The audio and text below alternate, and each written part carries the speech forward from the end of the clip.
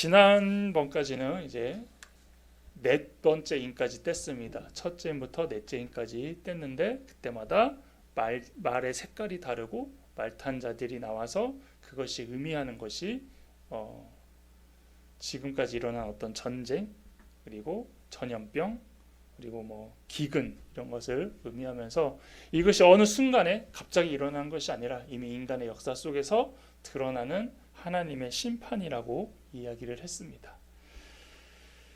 자, 오늘은 이제 다섯째 인인데요. 먼저 이 책을 좀 볼 텐데, 마이클 샌더리 쓴 정의란 무엇인가 라는 책입니다. 읽어보셨나요? 저도 서점 가서 구경만 했습니다. 너무 어려워서 했는데, 이 책은 정치 철학서로 논리적이고 딱딱하고 복잡까지 해서 재미로 보는 책이 아니라는 거죠. 재밌으셨나요? 네, 읽어본 사람에게 재미가 없다라는 겁니다. 그래서 영미권, 이 책을 썼던 그 영미권에서는 8만 권 팔렸답니다. 8만 권. 많이 팔린 걸까요? 네. 들어보시면 돼요. 근데 이 책이 우리나라에서만 200만 권이 팔렸습니다. 그러니까 우리나라에서 이제 베스트셀러로 해서 서점마다 갈 때마다 막 꽉 차워져 있던 걸 봤는데, 2012년 이제 이 책을 쓴 이제 작가 마이클 샌더리 이제 내한에서 강연회를 열었을 때에 1만 4천석 규모의 연세대 노천극장은 발 디딜 틈이 없었다고 합니다.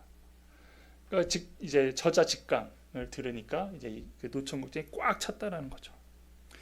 분명히 이 책은 읽기도 힘들고 지루한 철학 서적인데 왜 우리나라에서는 많이 팔렸을까요?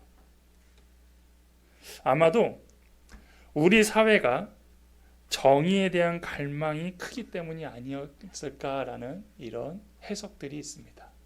그러니까 정의에 대해서 우리나라는 되게 갈급했는데 그 답을 찾고자 이 책을 많이 읽었다라는 것이죠. 실제로 힘 있는 자가 정의를 함부로 짓밟고 약자를 괴롭히는 불의한 행동은 영화나 드라마에서 나오는 이야기가 아니라 실제로도 우리 사회에서도 일상적으로 일어나고 심지어 뉴스에서도 일명 뭐 갑질 이러면서 나오는 소재라는 거죠. 그래서 이런 모습 가운데 이제 사람들은 이 모습을 가지고 분노하고 있으며 이것을 심판하는 사람도 대부분 어떤 편법과 친분으로 덮으려고 하는 이런 모습들. 그래서 이 나라가 정말 정의로운 것이냐 아니면 공의로운 것이냐. 그래서 이것들에 대한 해결이 나지 않으면서 이제 그거에 대한 관심이 높아졌기 때문에 이 책이 나오자 우리나라에서는 무려 200만 권이나 팔린 베스트셀러가 되었다라는 것이죠. 자, 이제 본격적으로 이제 이거와 관련되어 오늘 본문 이야기를 할 텐데, 오늘 읽은 다섯 번째 인심판은 지금까지는 조금 다른 분위기에서 시작이 됩니다. 첫째에서 넷째인 심판의 무대는 어디냐면 땅이었습니다. 그런데 이제 다섯째인 심판의 무대는 이제 하늘로 올라갑니다. 그래서 다섯째인 심판을 이제 한마디로 먼저 좀 정리하고 시작하면 순교자의 기도를 통한 심판의 필요성과 심판의 지연입니다. 어린 양이 다섯째 인을 떼자 본 것은 제국의 불의에 무고하게 죽어간 순교자들의 강렬한 이 탄원이 천상에 울려 퍼지고 있는 그림입니다. 이들은 모두 하나님의 말씀과 그들이 가진 증거로 말미암아 죽임을 당한 영혼들입니다. 그래서 이 땅에서는 하나님의 말씀과 예수 그리스도를 증거하고 또 소유한 모든 사람들은 고난을 당한다라는 것을 보여주고 또 당했다라는 것을 알려주고 있습니다. 이들이 했던 건 무엇입니까? 사탄의 세력과 이 땅에서 치열한 전쟁을 치렀고 또 그 믿음을 지키기 위해 인내로 분투하였으며 심지어는 목매임을 당해 죽어갔던 사람들입니다. 이 글을 기록하고 있는 사도 요한 또한 하나님의 말씀과 예수 그리스도의 증거를 가졌고 이로 인해 반모섬에 갇힌 상태에서 요한계시록을 쓰고 있습니다. 그래서 이 본문에서 말하고 있는 죽임을 당한 영혼들이란 바로 예수님의 이름을 전하다가 그리고 그 복음을, 그 믿음을, 그 신앙을 잊지 않으려다가 선한 싸움을 싸우다 죽은 바로 순교자들이라고 말하고 있습니다. 그런데 이들이 이제 천상의 제단 밑에서 하나님께 탄원을 하고 있다라는 것이죠. 자, 그런데 이들은 왜 천상의 제단에서 기도를 드리고 있을까요? 천상의 제단이라는 특별한 장소를 여기서 언급하고 있다라는 거죠. 그냥 순교자들이 모여서 하나님 앞에 탄원한다라고 이렇게 기록해도 될 것인데, 이 천상의 제단이라는 것을 언급합니다. 그러면 이제 이 지상에서의 제단을 이제 먼저 좀 살펴보면, 지상에서의 제단이 뭔지 아시죠? 일명 번제단입니다. 이 번제단에는 무엇이 뿌려졌습니까? 희생제물의 피가 뿌려졌다는 것이죠. 그래서 피는 생명을 상징합니다. 그래서 번제단에 희생제물의 피가 부어졌다는 것은 곧 생명이 그 앞에 드려졌다는 것이고, 그리고 그 번제단에 부어진 피는 성도들의 죄를 대속하기 위한 그리스도의 생명을 상징합니다. 그래서 순교자들의 영혼이 번제단에 그리스도의 피처럼 부어졌다는 것은 이미 죽임을 당한 어린 양 예수님을 연상할 수 있습니다. 그래서 순교자들의 피가 예수님의 피처럼 대속까지는 할 수 없지만, 순교자들도 예수님을 위해 순교라는 희생을 의미한 것처럼 그들이 제단 아래 있다라는 것은 순교자들의 피가 곧 그 예수님께서 자신의 죄를 위하여 피를 부어서 생명을 살리신 것처럼 순교자들도 그런 모습으로 그곳에서 희생되어지고 죽었다라는 것을 의미한다라는 것이죠. 또한 이들이 헛된 죽음이 아니라 하나님께서 순교한 이들을 거룩한 제물로 기뻐 받으신다라는 의미도 여기에 내포되어 있습니다. 사도행전에 기록된 순교자인 이제 스데반 그리고 사도 야고보는 왜 순교를 당했습니까? 하나님의 말씀을 지키고 예수님에 대한 증거를 포기하지 않았기 때문입니다. 또한 이 둘뿐만 아니라 사도 베드로와 사도 바울을 비롯하여 교회사에서는 많은 순교자들이 순교를 당한 이유도 바로 하나님의 말씀을 신실하게 지키고 예수님의 말씀을 신실하게 증거했기 때문입니다. 그래서 사탄은 세상을 통해 하나님의 말씀을 지키고 예수를 증거하는 이 교회를 박해만 한 것이 아니라 그 목숨까지도 빼앗으며 죽이기까지 하는 모습을 역사에서도 알 수 있다는 것이죠. 그래서 세상에서 하나님의 자녀로서 가장 선하고 아름다운 일이 무엇이냐면 바로 하나님의 말씀을 지키고 예수님을 증거하는 일인데, 이 모습으로 복을 받거나 상급을 받기보다는 도리어 이 땅에서는 순교를 당하는 것은 성도들 입장에서는 억울할 수도 있는 일이라는 거죠. 그래서 이러한 순교자들의 피가 이렇게 흐르고 있는 천상의 제단 앞에서 이들이 탄원의 기도를 올리고 있는 것입니다. 자, 그렇다면 이렇게 죄와 악, 불의에 대해 역사의 주관자이신 하나님께서는 왜 공의롭고 심판하시지 않으시며 가만히 보고만 계실까요? 만약에 하나님께서 계속 이렇게 악한 모습, 그리고 분명히 정의롭지 못한 모습으로 그대로 방치하고 계신다면 하나님의 속성 가운데 하나인 공의는 의미가 없는 것입니다. 세상이 선으로 악을 이기는 것이 아니라 선이 계속 악에 짓눌려 있으며 사탄이 하나님을 이기는 모습으로 계속 이 세상은 비춰지는 것이고, 하나님도 그런 분으로 여겨질 수 있다는 것이죠. 이런 상황에서 하나님의 공의마저 실행되지 않는다면 역사는 영원한 모순에 빠지게 됩니다. 따라서 순교자들은 제단 아래 자신의 무고한 죽음을 하나님께 올리며 탄원의 기도를 드리는 겁니다. 즉 공의의 하나님이시여, 우리가 이렇게 하나님의 이름으로 인하여 죽음을 당했고 지금도 저 땅에서는 여전히 그 일이 왜 해결되지 않고 계속 이런 일이 자꾸 일어나는 겁니까? 라고 기도하고 있는 겁니다. 그때 그래서 이렇게 말하고 있는 거죠. 네, 중간에 나옵니다. 중간에 거룩하고 참되신 대주제여, 땅에 거하는 자들을 심판하여 우리 피를 갚아주지 아니하시기를 어느 때까지 하시려 하나이까 하니. 그러니까 언제까지 저들을 심판하지 않고 지금 순교자들이 늘어날 때까지 계속 보고만 계시겠습니까? 이렇게 하나님 앞에 탄원하고 있는 것입니다. 그래서 이걸 한마디로 하면 이거예요. 공의로우신 하나님, 원수를 갚아주세요. 저들의 죄를 하나님께서 심판해 주세요 라고 지금 기도하고 있다는 것이죠. 즉 개인적인 복수가 아니라 공적인 정의를 요구하는 것입니다. 우리도 사회에서 일반적으로 어떤 잘못된 사람에 의하여서 개인에 대한 1인 시위가 아니라 전 국민이 모이든지 아니면 마음을 하나로 모여서 그것에 대하여 공론화시켜서 이건 상식적으로 문제가 되지 않느냐, 이것은 상식적으로 좀 바꿔야 되지 않느냐, 이렇게 우리도 현실에서 얘기하듯이 지금 하늘에서 순교자들이 이 모습을 가지고 하나님 앞에 말하고 있다는 것이죠. 순교자들은 어떤 사람들입니까? 세상의 대주제, 일명 어떤 왕이라는 사람들과 맞서 싸워서 죽은 사람들입니다. 이들은 이 땅의 대주제가 전부가 아니라 도리어 하늘의 대주제이신 하나님께 부르짖고 있는 것입니다.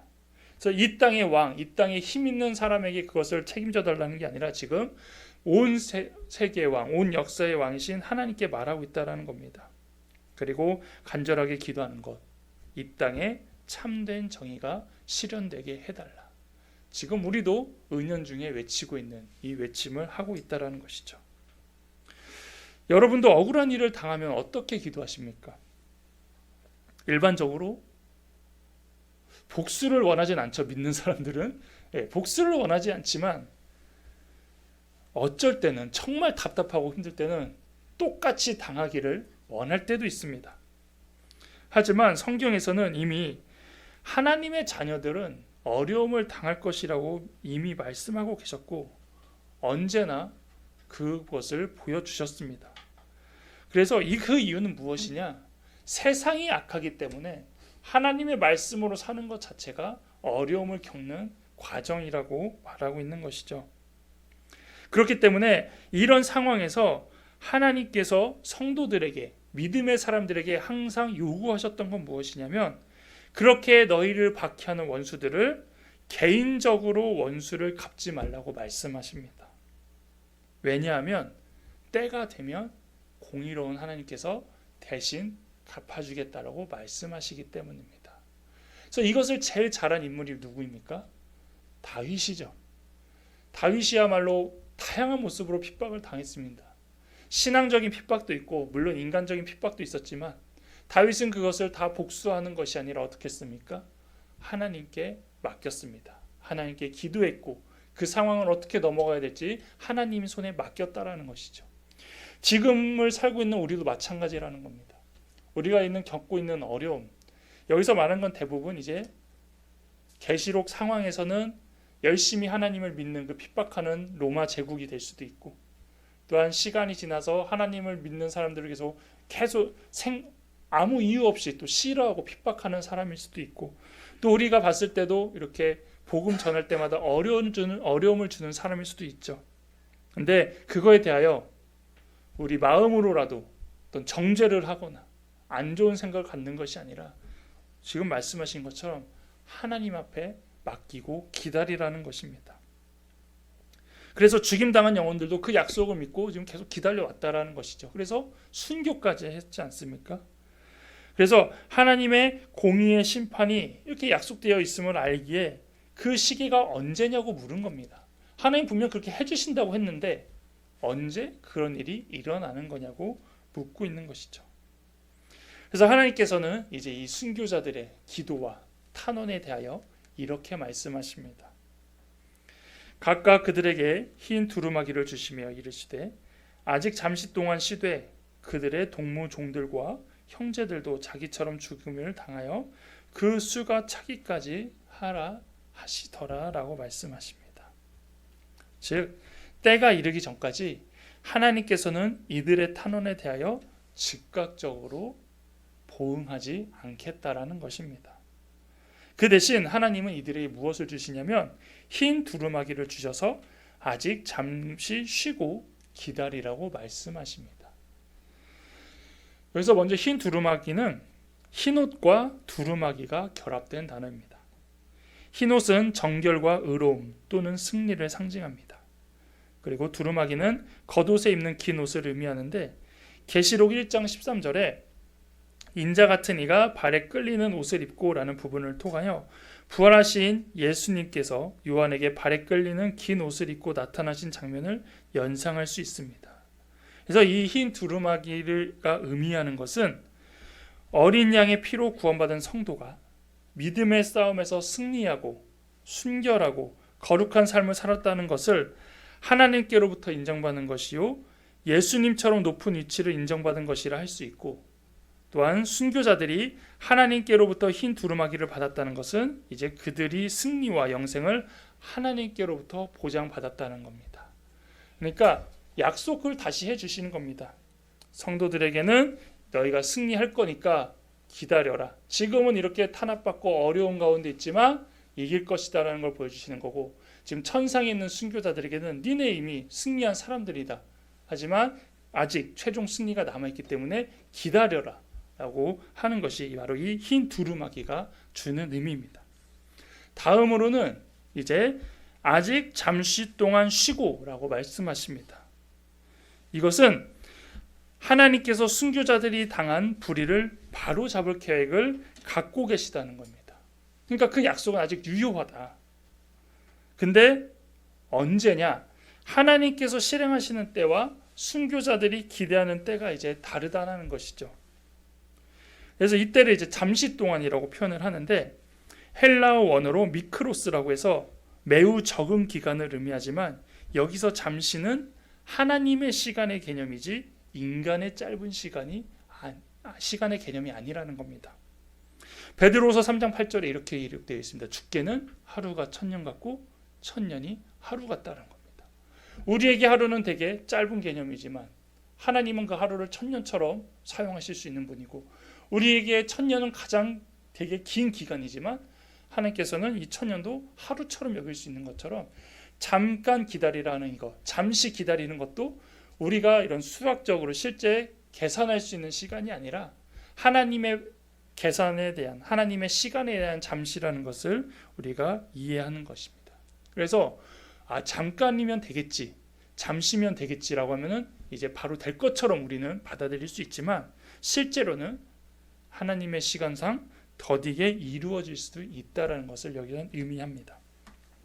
그리고 하나님의 정의가 실현되는 계획의 성취가 언제 이루어지냐? 여기서 보면 이제 그 수가 차기까지라고 말하고 있습니다.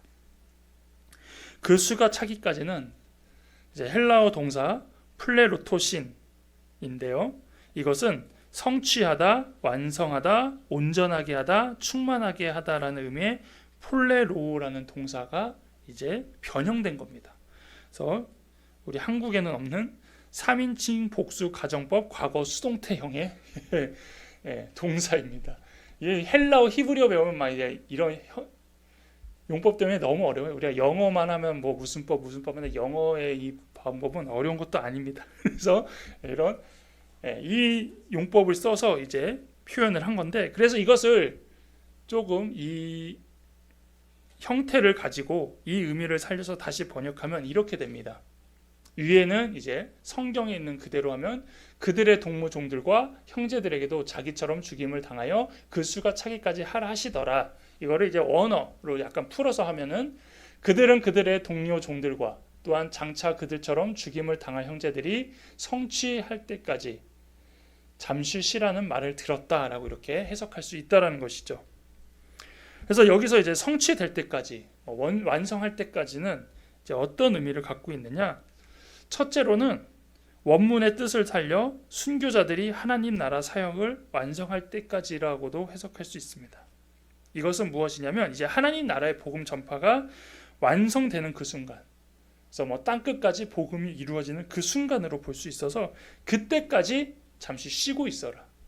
그러니까 하나님의 이 공의가 나타나는 건 지금이 아니라 결국 마지막 그때에 내가 해주겠다라는 것인데, 그것을 이렇게 이제 표현한 것으로 볼 수 있는 것이고, 마태복음 24장 14절에 이렇게 되어 있습니다. 이 천국 복음이 모든 민족에게 증언되기 위하여 온 세상에 전파되리니 그제야 끝이 오리라.